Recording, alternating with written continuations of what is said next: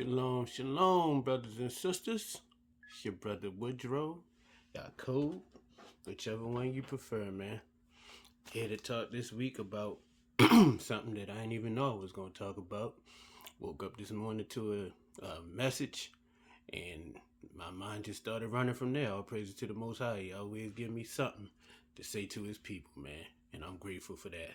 So we're going to talk about, sum it all up in the words of the great Lauryn Hill, motives and thoughts. That's what it's going to be about this week. All praise it to the Most High. Let's start off with Sirach, Ecclesiasticus, chapter 14, verses 14 through 16 in the Good News Translation. Something that I had to learn, something that I'm still in the process of learning, but we going to make it all make sense before we finish over here. All right? This is chapter 14. Like I said, chapter 14, verse 14. Don't deny yourself a single day's happiness. If there's something you want to do, it's the key right here, and it is lawful. It goes along with the laws, statutes, and commandments of the Most High. Go ahead. Verse 15. Someday all that you have worked for will be divided up and given to others. Verse 16. So be generous, but also be willing to receive from others. Now that's the part that I really struggle with, receiving from others, because like whenever I got something, seemed like it always came with what they say, the other shoe ain't hit the floor yet. It came with some BS, man, for lack of a better word. It came with some bull crap that came along with the good stuff. So I just tended to try to get my own and not even have to rely on any goodness from others, because it always came with a catch, always came with a kicker. But let me give y'all some examples so you don't think I'm just tripping, or maybe some of y'all could probably relate. Like I go back as early as elementary school. And what we talking about right now, not necessarily like monetary gifts or gifts or stuff like somebody giving you something, but what I'm going on is compliments. Because recently I've been on receiving end of some great compliments, and they made me feel good. But at the same time, it made me feel like, oh man, what's the catch? What's gonna happen now? And that's just my nature. That's just me. Maybe it's somebody else. Maybe you can relate. That's why I'm sharing. But I go back as early as elementary school. My mother, I think it was first grade. I'm not sure. It might have been kindergarten, might have been first grade, because my mom always went above and beyond to make sure that my sister and I, she was a teacher, my mom. And so she went above and beyond to know that we knew we were being taught in school, as well as to be a little bit ahead. So she taught us reading before we were actually taught reading in school. So when the first time our teacher showed us some words, one of the students was like, oh my goodness. And the teacher even was like, oh my goodness, James is a good reader. I ain't think nothing of it. I'm just doing what my mom showed me at home. Just feel like I'm doing what I'm supposed to be doing. I'm looking at everybody else like, you can't read this? Like, this hard for you? Because that's just what I knew. Me being a child, I didn't know any better. But then here come another child who was also smart, I guess, because he took and wrote down every cuss word that he could manage to spell and wrote it on a piece of paper and came up to me after the teacher had gave me that praise in front of the class. He's like, you a good reader, yo. I'm like, yeah, that's what they say. I'm grinning. Yeah, that's what they tell me. So he wrote every cuss word that he could write on a piece of paper and was like, what this say? And I'm sounding it out like my mom taught me to do. So he got me in the corner cussing. And next thing you know, I get in trouble. And I'm like, he told me to read it. And she's like, as if you didn't know what it was. And honestly and truthfully, I didn't know what it was. So he flipped my good moment into something to get in trouble with, man. And then after that, my mom had started, well, she started way before I was born, because I talked to a lot of my big cousins and a lot of family friends who are family friends because of their parents' relationship with my mom or their relationship with my mom. And she always had choirs. She loved children and she loved music. So she would get choirs together and take them different places and stuff. Some of them even went outside the state. But for us, it was mostly in Baltimore. I think we went to Philadelphia once. But other than that, we were like all around the city singing at different churches. And my mom had me sing my first solo on a piano concert with my old piano teacher, Miss Johnson. And she arranged for me to sing a solo at that when I was 3 years old. So, excuse me, just as long as I was talking and doing other stuff, I was singing. So I never really thought anything of it. And so, like, one day, one of my somebody close to me came up to me and was like, "Yo, you don't be nervous when you be singing. You don't be getting stage fright and all that." And mind you, I've been doing it as long as I've been talking, so I didn't know anything about that. So when they introduced that thought to my mind, then it took me a while to get over it. Once they introduced it to me and asked me about it, I started getting it. And then that was the thing that come from too many people. They probably got tired of seeing too many people praising me. Then it would be like we would do things at church in my church, and like every time they would volunteer, like they would ask, "Do anybody want to volunteer to sing?" Nobody would raise their hand. And as soon as I raised my hand, then people, "Oh man, he do it every time. Oh man, I'm tired of hearing him." So it's just like every time somebody would praise me, it would always be met by somebody else with something negative. So I just after a while, I just started not to like for people to praise me. And then like I went to high school and choir teacher basically, not even basically, my choir teacher literally begged my mama to let me sing on the choir because my mom answered for everything. Like when she noticed something that I like, like when you little, you get butt beat. But then as you get older, my mom wasn't really big on that anyway. She did it because she wanted us to be disciplined. So it was just taking away something that she know you like. So if it was my Nintendo, if it was wrestling or whatever, if I didn't do good in school, then the first thing to do would be to take away whatever it was that I liked until I got it together in school. So she know I love singing. She know I love music. Like she'd never deny me to sing at church because that was something that she enjoyed seeing me do, you know. But as far as singing anywhere else, like extracurricular singing, that would be like the first thing for her to take away from me.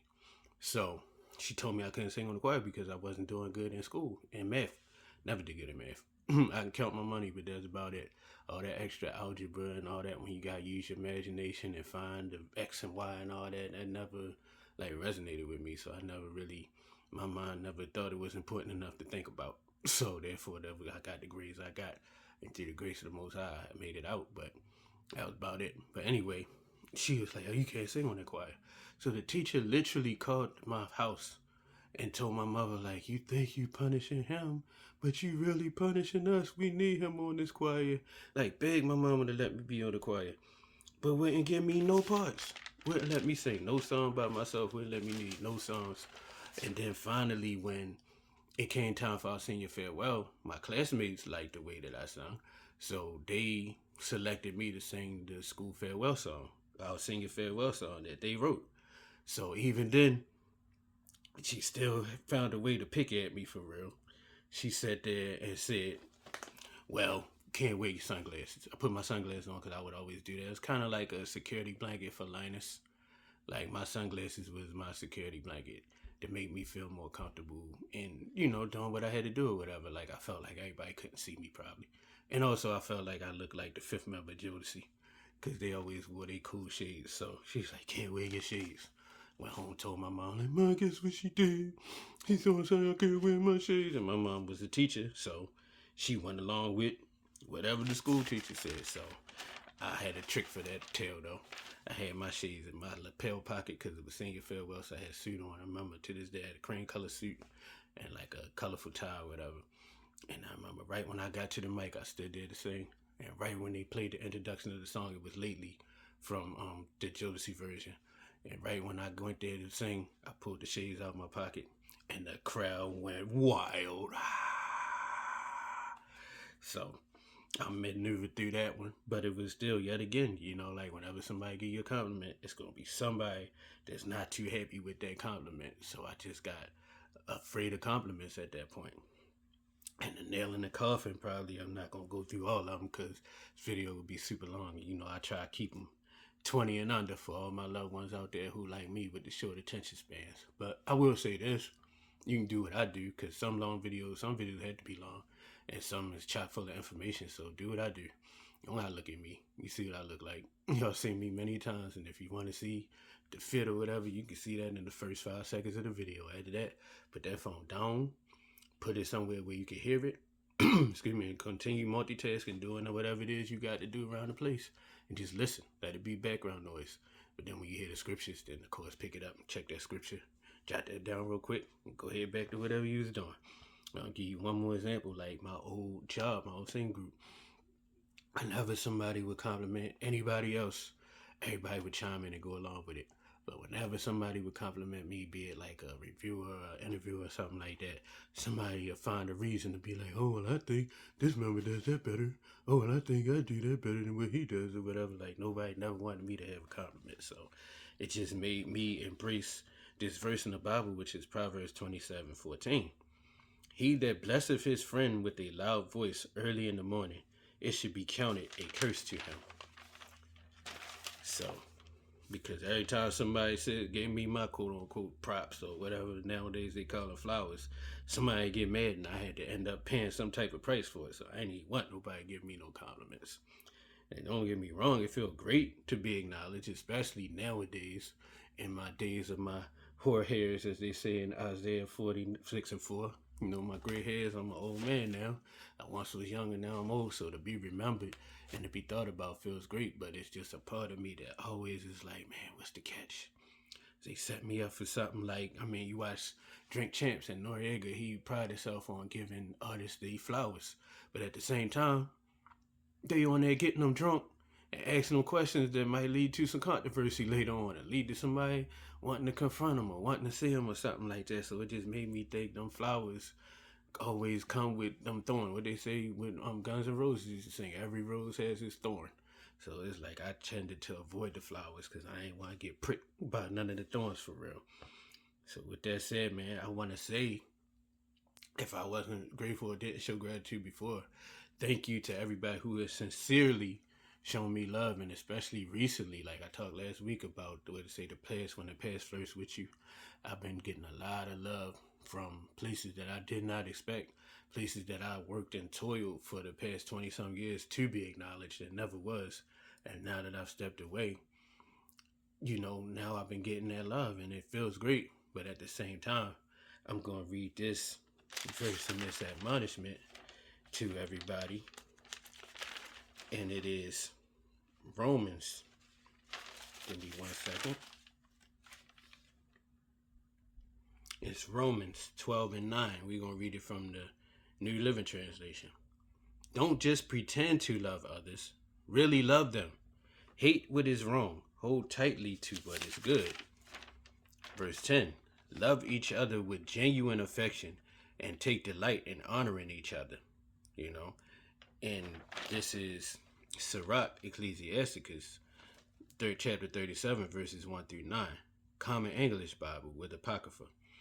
Verse 1. Every friend will say, I too have been a friend, but there's a friend who is one in name only. Verse 2. Doesn't the pain bring a person close to death, like it just make you wish he was dead, when a companion and friend turns into an enemy? Verse 3. Evil inclination. How did you get involved in covering the land with deceit? This fooled everybody. Verse 4. Some companions take delight in a friend's happiness, and they turn against them in a time of distress. Verse 5. Some companions work alongside a friend for their stomach's sake, to feed or fill their own belly, but in the heat of the battle, they will shield themselves or get away from that person or hide themselves from that person. Verse 6. Don't forget friends in your heart, and don't neglect them when it comes to your money. Those are your real friends, the ones who are really there for you, really have your back, not the ones who borrow from you, but when they get blessed, they disappear until the next time they need you. I seen a meme that was about that earlier this week. I'm going to try to share it right down here real quick. This is verse 7. Every counselor spews out advice, but some give advice for their own benefit.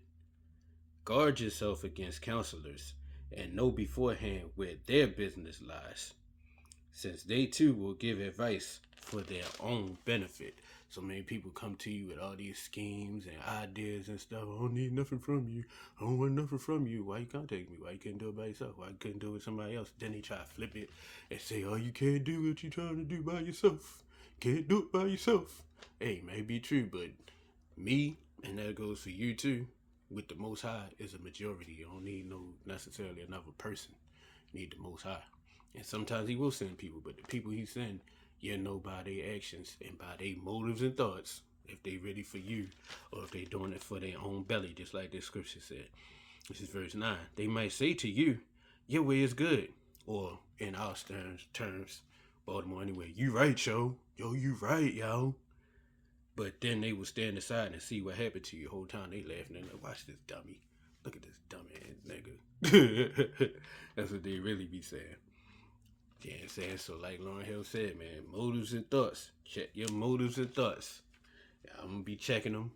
This book right here is a litmus test, man. If y'all never read the book of Sirach and the book of Song of Solomon, and then the regular Bible, if you read that Proverbs and that Ecclesiastes, those will let you know the motives of people, and even the motives sometimes ourselves, because sometimes we ain't always right. I know I ain't always right.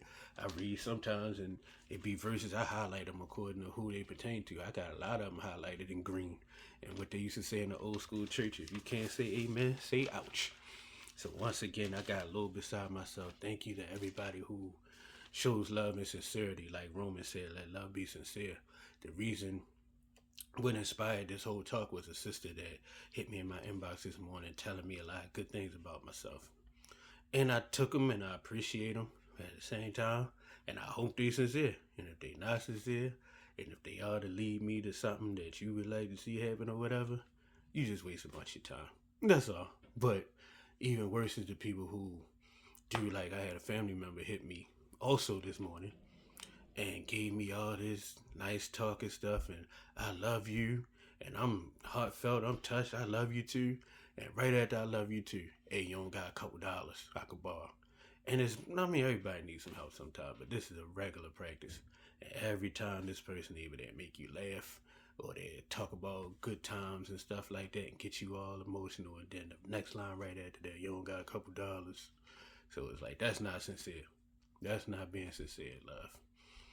But a person that's telling you some good things about yourself and hoping to uplift you, that's sincere. So basically, man, learn that balance. Don't take every compliment as somebody trying to get over on you, because that's definitely not the case. But also don't take every compliment to heart either, because what they say, if you live by a person's compliments, you'll die by their criticisms. Learn to be self-contained. Learn to be, whereas though have self-autonomy, and let it be you and the Most High that make your decisions and stuff like that, not the opinions of others and the opinions of people. And not to say don't to turn away all compliments and all love from people, but at the end of the day, like I said, use this book. This is all one book. They separated some type of way, but you'll see King James right on here too, authorized by King James, authorized King James version, and they have other versions too. I'm not one of them people that say, "Yo, you got to read it out the King James," because if you don't understand the King James, then you're just reading. But use the other verses use the other translations as I currently, or you always use on here just for clarity. Make sure you understand it, but use them scriptures as it was given. All scripture is inspired and given for, I'll put it up there because I don't want to mess the words up, but use it to test the motives and thoughts of people. Don't just get excited every time somebody tell you something nice, because as my mama used to say, they might be buttering you up. Let's say a man that flatters his neighbor spreads a net or a trap for his feet. And I put that verse up there too, man. So be very careful when accepting compliments. Like I said, don't think everybody's coming to get you, because that's no way to live. And there's some people who do genuinely want to impart into you, or want to give you your proverbial flowers, or just show you love. But always, always, always be aware of the motives that might be wrapped around it, for real, like we read in Sirach. And then you'll be alright. Most and foremost, keep the Most High first in all that you do. In all your ways, acknowledge Him and let Him direct your paths. Trust in Him with all your understanding, all your heart. Do not lean into your own understanding. And may the Most High, I pray this before we get out of here. We get to keep it under 20. Yeah. I'll praise it to the Most High. But may the Most High, I pray this, keep and bless all who love with sincerity. And may He protect us who do from those who don't. And with that being said, much love. We get out of here. Shalom, shalom. Most High willing, we get together again real soon.